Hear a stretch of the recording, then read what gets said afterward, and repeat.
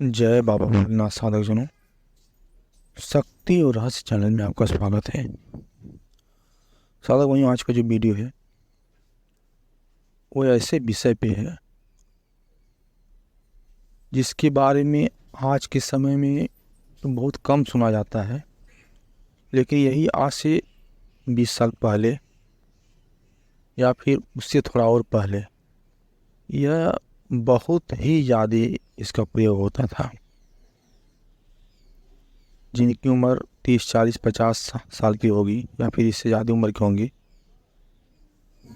और ज़्यादा करके जो ग्रामीण क्षेत्र के लोग होंगे उनके कान में ये बात जरूर कभी कभी गई होगी कि फला सोखा ने, फला तांत्रिक ने किसी के ऊपर बाण चला दिया,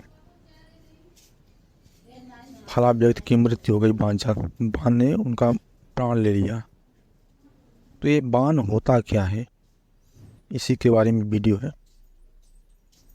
और इस वीडियो को बनाने का मेरा एक और उद्देश्य है, क्योंकि इस क्रिया का मेरे ऊपर प्रयोग अभी कुछ ही दिन पहले हुआ था। हालांकि मैं इसको पहले तो समझ नहीं पाया, और सच कहूँ तो मुझको इसके बारे में विशेष जानकारी नहीं हो पाई थी। लेकिन जब किसी शख्स ने बताया कि तुम्हारे साथ अभी जल्दी में ही ऐसी ऐसी घटना हुई है, और उस समय मैं गंभीर रूप से बीमार हो गया था, तब मुझे विश्वास हुआ कि वास्तव में सब चीज़ें अभी भी हैं और लोगों के ऊपर तांत्रिक सोखा ओझा प्रयोग कर भी रहे हैं अभी भी। हाँ, ये अलग बात है कि पहले जितना इसका प्रयोग नहीं हो रहा है, न पहले जितना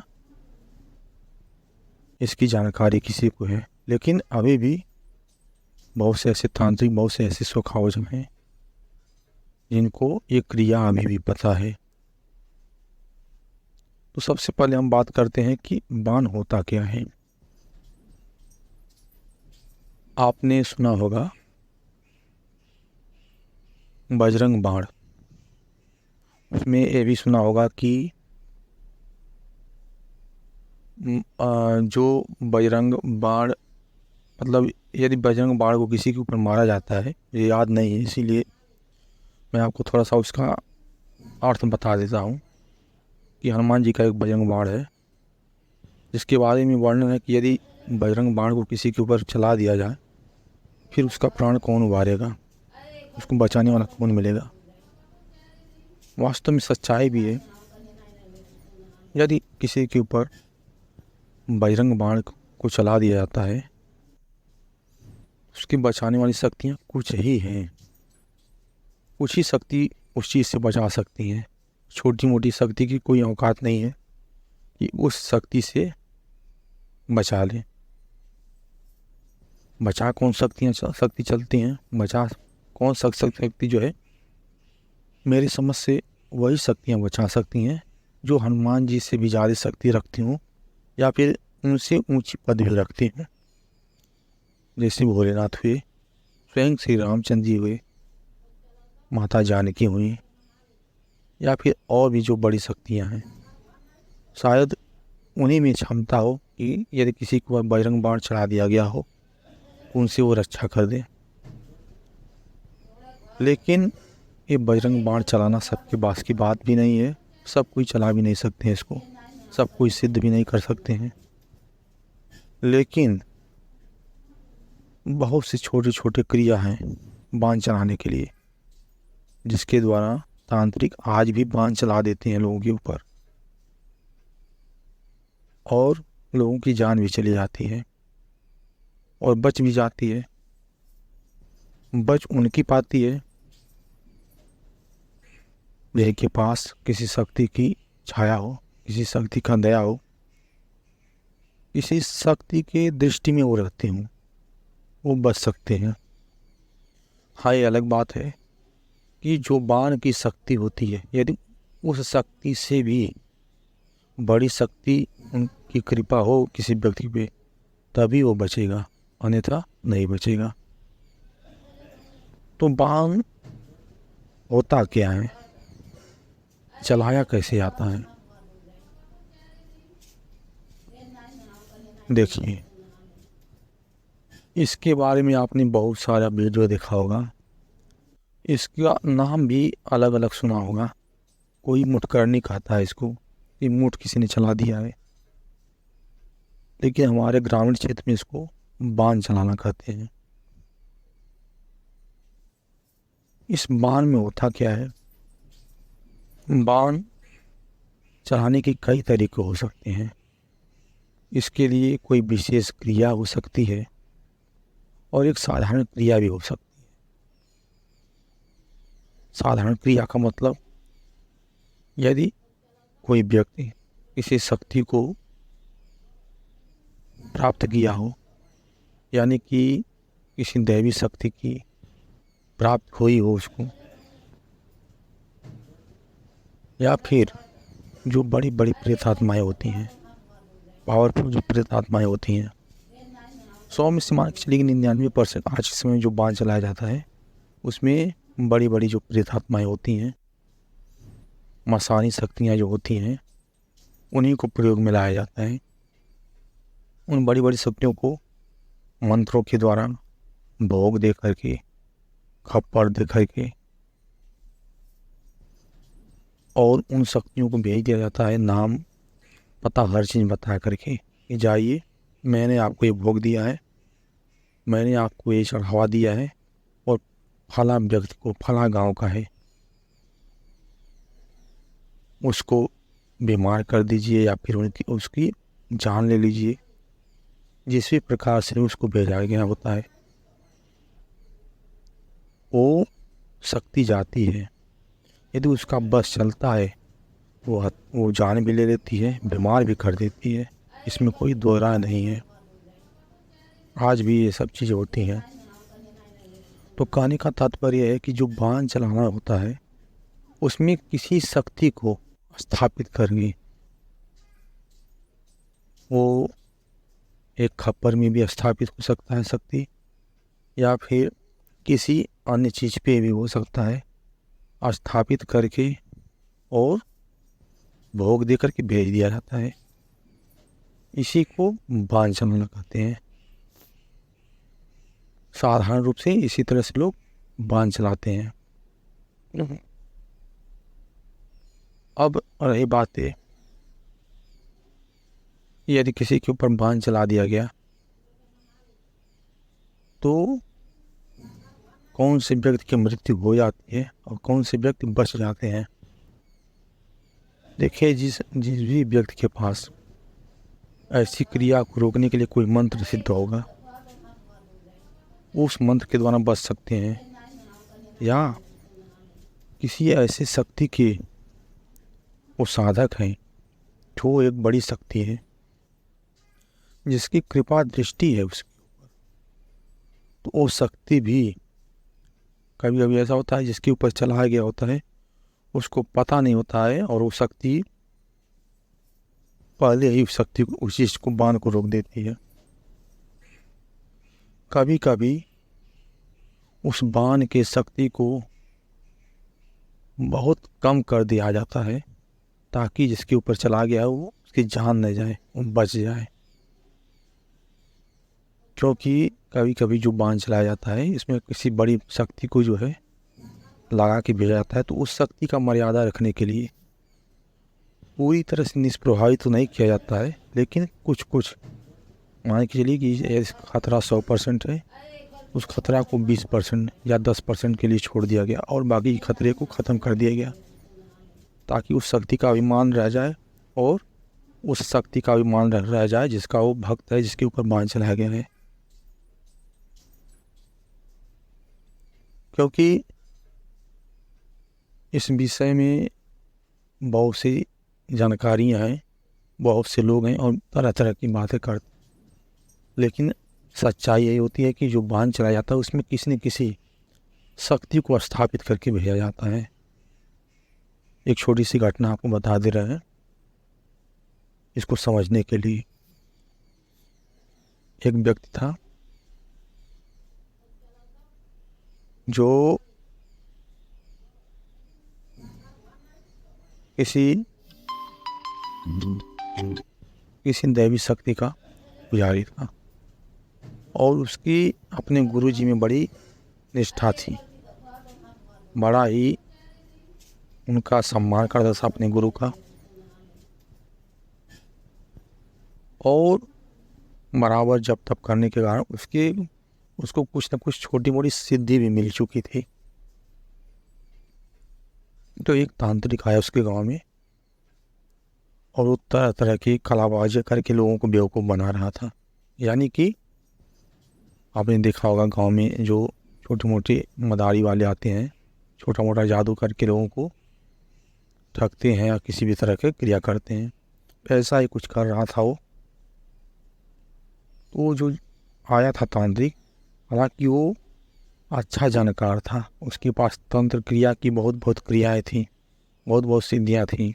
वो लोगों को जो है अपना कर्तव्य दिखा करके लोगों से पैसा ऐंठ रहा था।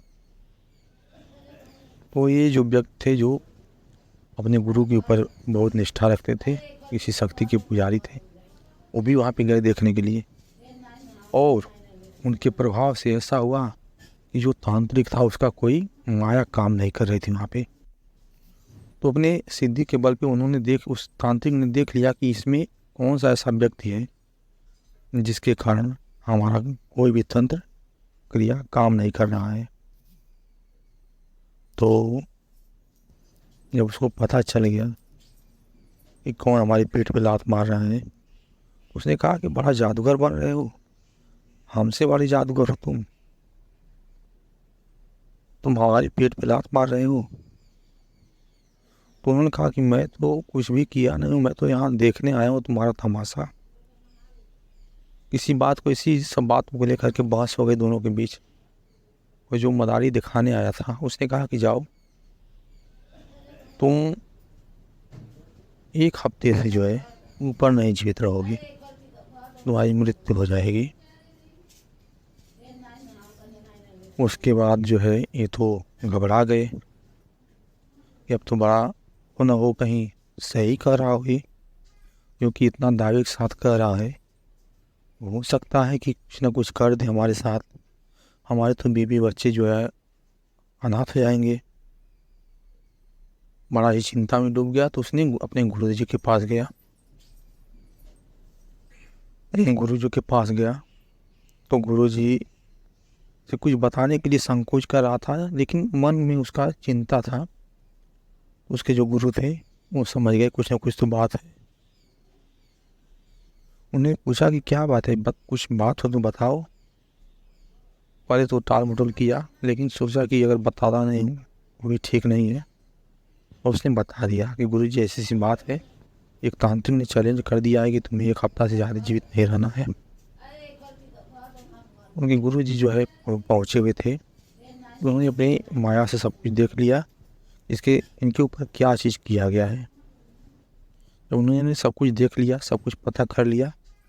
कहा ठीक है, तुम एक हफ्ते के लिए अपने घर मत जाओ, मेरे पास पड़े रहो। और उन्होंने बताया कि मेरी जो कुटिया है उनको वहीं पे रहना है। वो मान गया,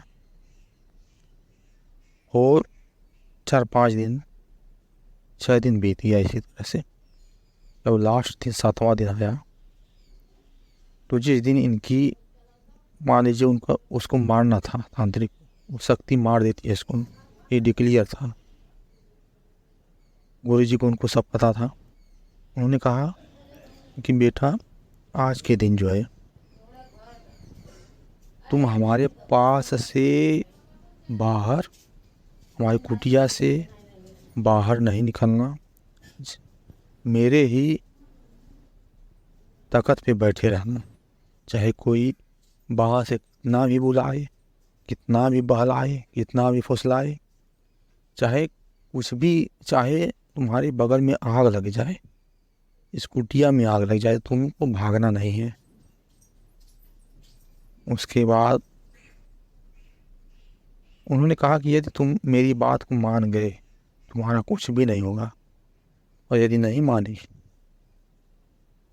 तुम्हारे साथ कुछ भी हो सकता। उसने कहा कि ठीक है गुरुजी, चाहे कुछ भी हो जाएगा, मैं जो है बाहर नहीं निकलूँगा।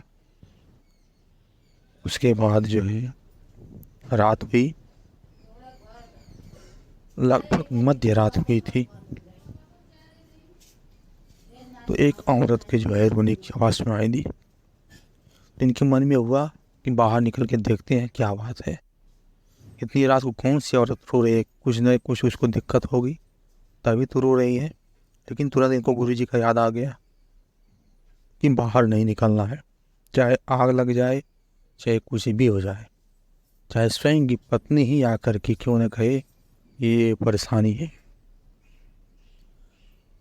जब ये बाहर नहीं निकले तो जो माया थी, जो इनको मारने के लिए आई थी बाण रूप में, वो इनके ही पत्नी की भेष धारण करके और जो जंगला था वहाँ से बुला रही है, मैं इतनी देर से रो रही हूँ, आपको सुनाई नहीं दे रही है, आप हमारी बात को नहीं सुने। मेरे देखिए अपने बेटे का हालत बड़ा ख़राब है, इसकी अंत समय चल रहा है और आपसे मिलना चाहता है, आप बाहर क्यों नहीं आते। तो उन्होंने कहा कि ऐसी बात है, तुम ही अंदर आ जाओ, क्यों नहीं अंदर आ रही हो, तुम ही आ जाओ, दरवाज़ा खुला हुआ है, आ जाओ। तो वो कही कि नहीं, मैं अंदर नहीं आऊँगी, वहाँ पे गुरुजी हैं, तुम ही आओ। इनको याद आ गया कि हमें तो बाहर जाना नहीं है, चाहे कुछ भी हो जाए, गुरुजी ने कहा है। ये बाहर नहीं गए। फिर वो इनको भला बुरा करने लगी, इनको तरह तरह की जो है ताना देने लगी, पड़े रहो अपने गुरुजी को लेकर के, बच्चा नहीं रहेगा तो कोई काम नहीं होगा, तमाम तमाम घंटों बिनते किया। उसके बाद जो है तब भी जब बाहर नहीं निकले तो पूरा एकदम क्रोध में वो बोलने लगी, मैं अपनी जान दे दूँगी, आत्महत्या कर लूँगी। एक बार तो इनको लगा कि मुझको बाहर जाके देखना चाहिए, लेकिन कहीं न कहीं इन्होंने वचन दिया था कि गुरुजी चाहे कुछ भी हो जाए, चाहे दुनिया इधर की उधर हो जाए, मैं बाहर नहीं निकलूँगा।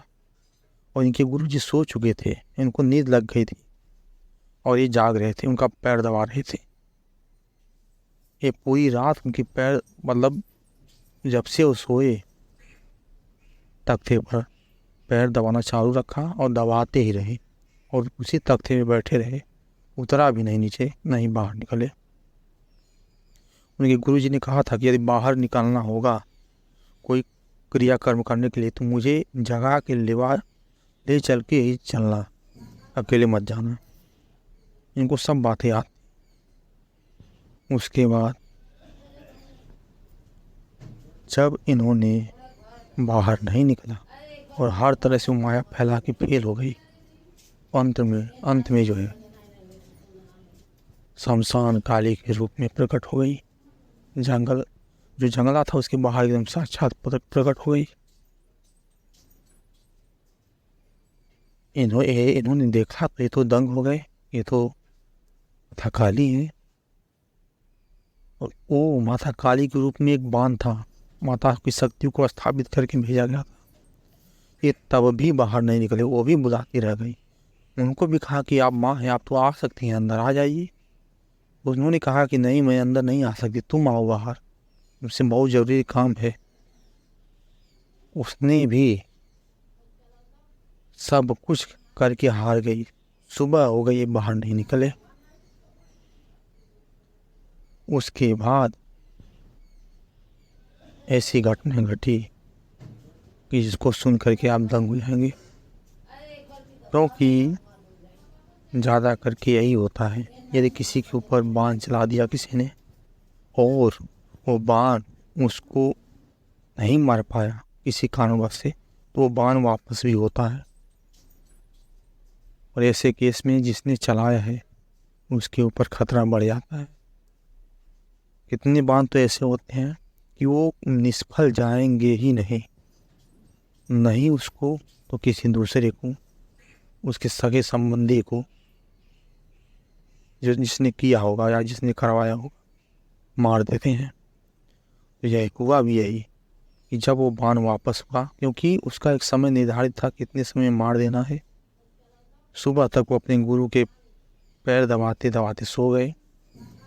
और जब वो बाण वापस हुआ, वो जिस तांत्रिक ने किया था, जिस मदारी वाले ने किया था, वो खून फेंक करके मर गया। मुंह से उसके खून आ गया, वो मर गया। वो पास के ही गांव में कहीं वो जा करके अपना डेरा लगा करके बसा हुआ था। सुबह गांव वालों ने देखा कि ये तो खून फेंक करके मर गया है तांत्रिक। इनको भी पता चला, इनके गुरु को भी पता चला, और इन्होंने सुबह होते हुए अपने गुरु को सब बातें बताई। गुरु ने कहा, इसलिए मैंने कहा कि बाहर तुमको नहीं निकलना है, यदि बाहर निकलोगी तो खतरा हो जाएगा। तुमने बात मानी, तुम्हारी जान बच गई। और देखो, उसी व्यक्ति ने जिसने तुम्हारे ऊपर बाण चलाया था, वो बाण वापस जाकर के उसी को मार दिया। यानी कोई ऐसा बाण था, उस पर माता काली की शक्ति थी और वो निष्फल नहीं होने वाला था। किसी न किसी को तो मारना ही था उसको। तो ये होते हैं बाण, ऐसी ऐसी क्रिया होती है।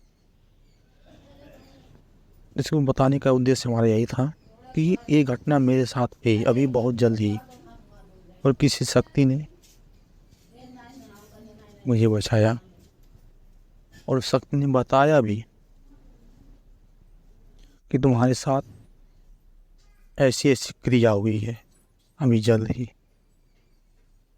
हालांकि मेरा उस समय स्वास्थ्य बहुत ही सीरियस हुआ था, और वो भी बस कुछ ही दिनों के अंदर, 3-4-5 दिनों के अंदर अंदर मैं बहुत ही बुरी तरह से परेशान हुआ। कोई दवा नहीं काम कर रही थी, और सोच लीजिए शक्ति का इतना मिलाप होता है। जिस शक्ति को लगाया गया था, इस शक्ति के अंतर्गत चीज़ों को लगाया गया था। उस शक्ति में से किसी शक्ति ने बताया कि तुम्हारे साथ ये एक क्रिया हुई है। उसने रास्ता भी बताया मुझको, या ऐसे ऐसे तुम करो तो तुम्हें राहत हो जाएगी।